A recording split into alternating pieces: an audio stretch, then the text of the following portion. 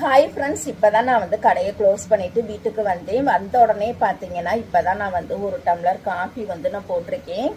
இன்றைக்கி வந்து பால் வந்து போடலை, நாட்டு சக்கரை தீந்துட்டனால நான் காஃபி தான் இன்றைக்கி வந்து போட்டிருக்கேன். இன்றைக்கி டின்னருக்கு வந்து நான் என்ன செய்ய போகிறேன்னு பார்த்தீங்கன்னா பன் தோசை தான் நான் வந்து செய்ய போகிறேன். பன் தோசையும் கார சட்னியும் தான் நான் செய்ய போகிறேன். எப்போதுமே பன் தோசையும் சைடிஷ் பார்த்தீங்கன்னா குருமா தான் நான் செய்வேன். குருமாவுக்கு பார்த்தீங்கன்னா கொஞ்சம் பொட்டுக்கடலை வேற இல்லை.